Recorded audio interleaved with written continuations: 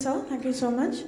Moving towards the next session, and we will discuss on the COPD, diabetes, and COVID-19. A truly deadly combination it is. And to discuss on this, I would like to invite Dr. Shyam Krisnan, a renowned consultant pulmonologist, and to chair the session, there will be Dr. Sanjay Shah, the founder president of HDS. And the last session was favored by BI. Thank you so much to the company BI. The speaker, Dr. Shyam Krisnan, is here. Thank you, sir. And the chairperson, Dr. Sanjay Shah. The topic is COPD and diabetes mellitus in COVID-19. Sir, over to you. Yeah, I think we've all witnessed a major shift in the way we work, and we've seen so many patients with COVID-19 being traumatized with many different cardiovascular diseases. But we have, as endocrinologists, also seen new onset diabetes, patients with diabetes having worsening of their diabetes following COVID-19. And then the COVID-19 treatment itself, those perhaps who were given steroids as part of their COVID-19, we uncovered a lot of patients who had diabetes as well. So there seems to be a link between COVID-19 and diabetes, and throw some more light on the subject along with COPD. We have Dr. Shyam Krisnan, who's going to basically share his thoughts. Thank you. Thank you. So I know, so probably mine is the talk which is standing between you and the Saturday evening party. So I promise to make it short and concise. But I would like to share my experience as well over here as to what are the challenges we faced, when we managed patients with COVID-19, with comorbidities. So I thank the HDS for inviting me over here and giving me the opportunity to speak. So I've been invited to speak on this topic, COVID and diabetes mellitus, COPD and diabetes mellitus.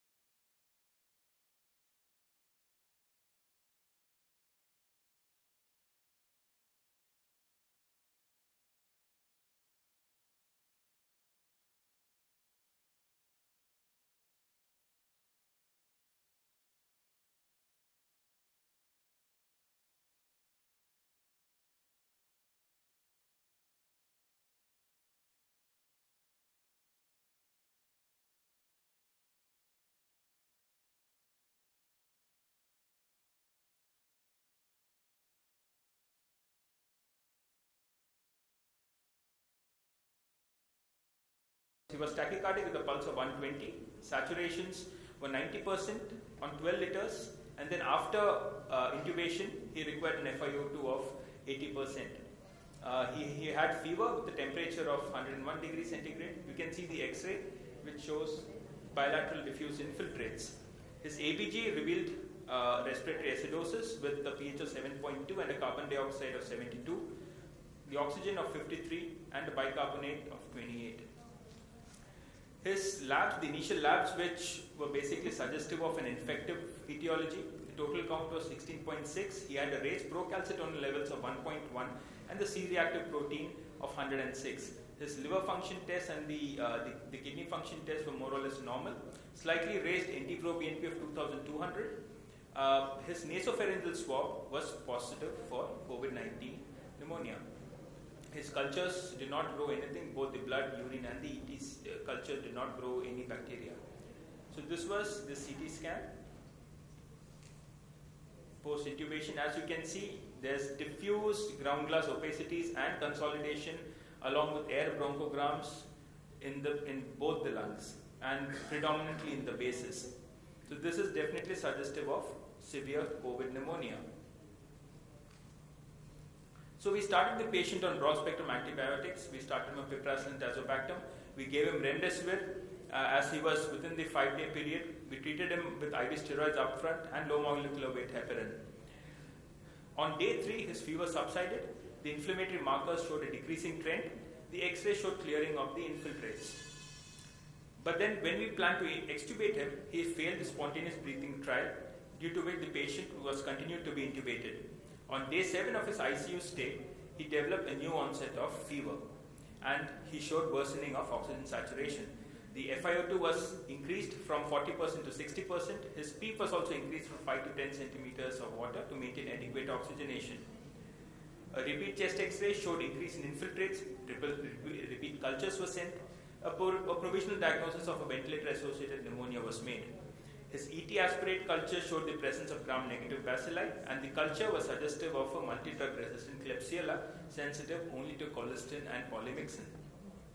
His urine culture also showed a growth of a drug-resistant E. coli, but fortunately his repeat COVID RT-PCR was negative, and a decision to start injection colistin was made because the lung as well as the urine was infected with a drug-resistant bacteria.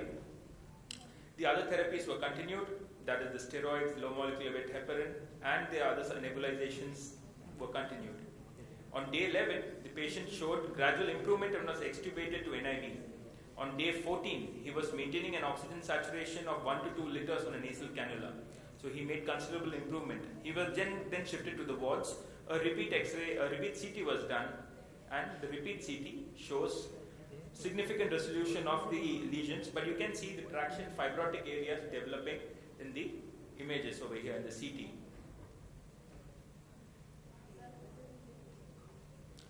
But the patient continued to produce sputum, and we sent a repeat sputum. His repeat sputum culture showed the growth of multi-drug resistant Klebsiella again. And now we know that repeat cultures turning positive for the same bug, it means it has been colonized, the airways has been colonized. But fortunately his infection markers were normal, his procalcitonin levels were less than 0.1. He did not have a recurrence of fever. So we decided to stop the IV antibiotics and we thought to continue him on nebulized colistin. He was eventually discharged with oral antibiotics and nebulized colistin and did not require supplemental oxygen on discharge. So we thought all is well. But 2 weeks later during the OPD follow-up, he again came with a worsening breathlessness and fever. But this time what we saw was a left lower lobe consolidation with a lot of mucus plugging. So now we know that it's probably we are dealing with a lung collapse or we're dealing with a consolidation. So we did a bronchoscopy this time and we found that his left main bronchus was fully plugged with a mucus appearing secretions, thick mucoid secretions and a solid mass. So this is what we are doing, a cryo extraction we say. We pass in a cryo probe, freeze that particular secretion or the tumor and take it out. And this was the mass which we debulked from the left main bronchus. What did that show? that showed a necrotizing granulomatous inflammation of a mycotic etiology. Filamentous fungi was seen, the cultures grew aspergillus. We treated him with a solid 4-week course of voriconazole, and then the patient eventually improved. So this case, I narrated it verbatim in a very prolonged course because it shows one of the challenges of co-infection, that even if the patient improves, he's still not free of that getting that reinfection or being infected with other bugs even after the COVID symptoms or the COVID disease is over. His immunity still remains weak. He still remains predisposed to fungal infections or to other viral infection or other bacterial infections. And most of these infections, when you contract them, the bugs are mostly drug resistant. And the other problem we face with drug resistant bugs is the moment you give them an antibiotic. For example, colistin. Colistin is a very nephrotoxic drug. And especially if you give it in patients with a slightly borderline renal function and all that, the renal function, the kidney function can go haywire. So those are the challenges. This is just one of the challenges which I've mentioned. The barotrauma episodes which we have seen with COPD patients and COVID, there have been umpteen cases where you have pneumomediastinum, pneumothoracis, where we had to put bilateral ICDs for patients. And then even after an initial improvement, you see the moment the patient develops a pneumothorax or a pneumomediastinum, the clinical course takes a downhill course, and then we lose the patient eventually. So take-home messages is COVID-19 patients with COPD and diabetes, they demonstrate increased odds of being hospitalized, requiring ICU admission and mortality. These data highlight the importance of public and personal health measures to protect the patients of COPD and diabetes from becoming infected with COVID. We should manage these patients with aggressive strategies to mitigate their excessive risk for morbidity and mortality. These data also demonstrate that the patients should be prioritized for immunizations with COVID-19 vaccinations. Thank you.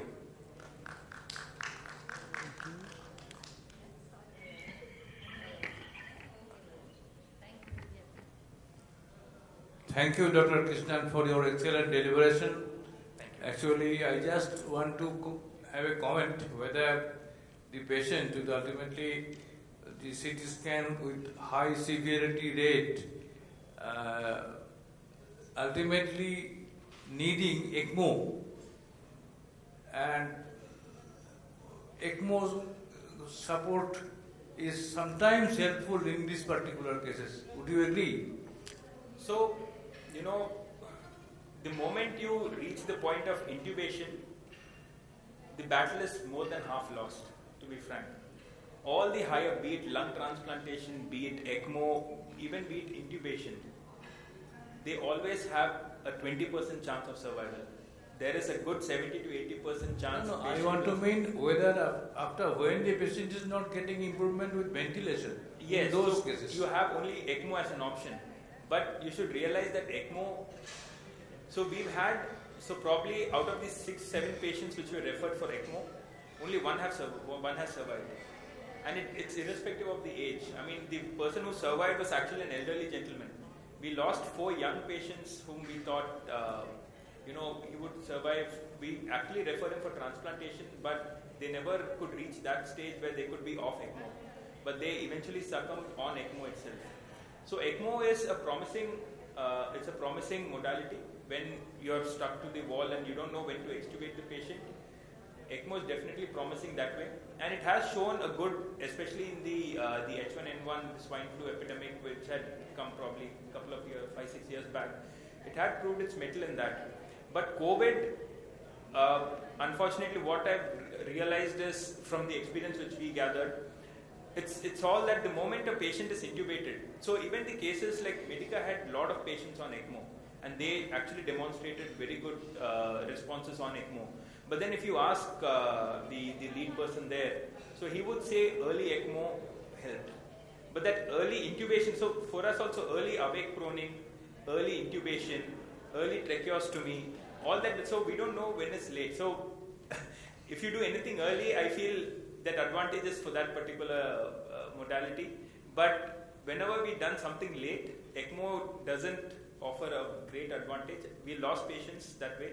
But yes, if you want to take a chance, there is always a 20 to 25% chance the patient would make it on ECMO, but it's not a very high percentage as well.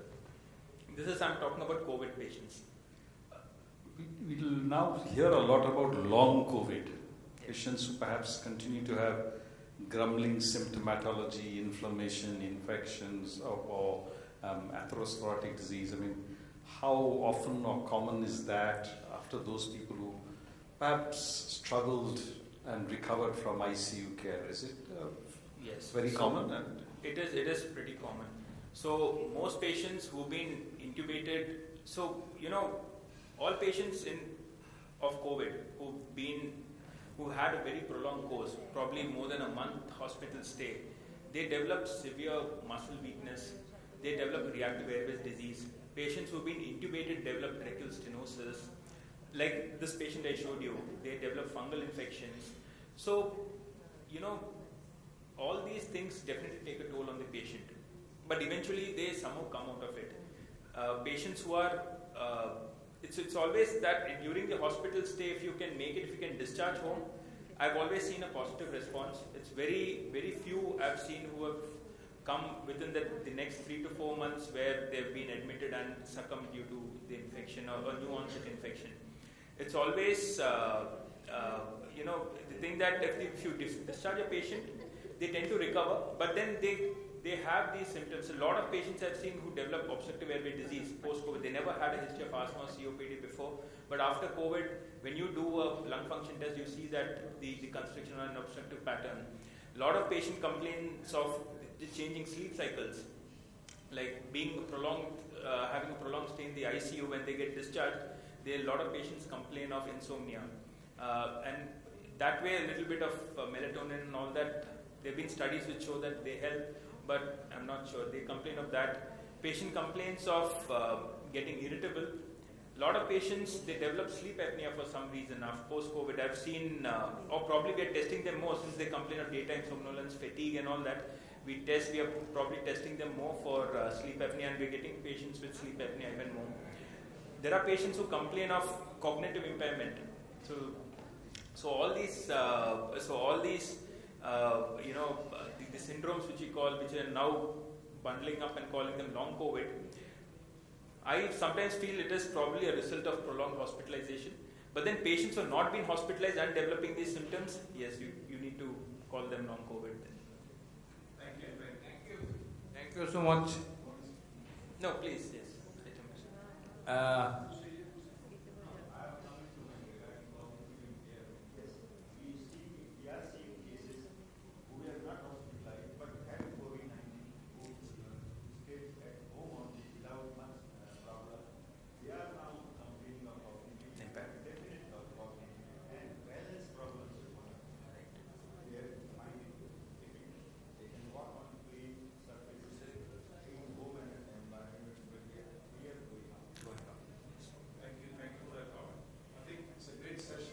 Thank you. Still from COVID-19 and its after effects. Okay. After having scoped out the human race, at least partly. There are still those signs of burnt umber, I would put it that way. So thank you very much once again. So we'll move into the next session. But before that, can we Thank you so much, Speaker. We have a small token of appreciation to you. Before Mohalaya, the eve of Mohalaya, Amma Durga for you.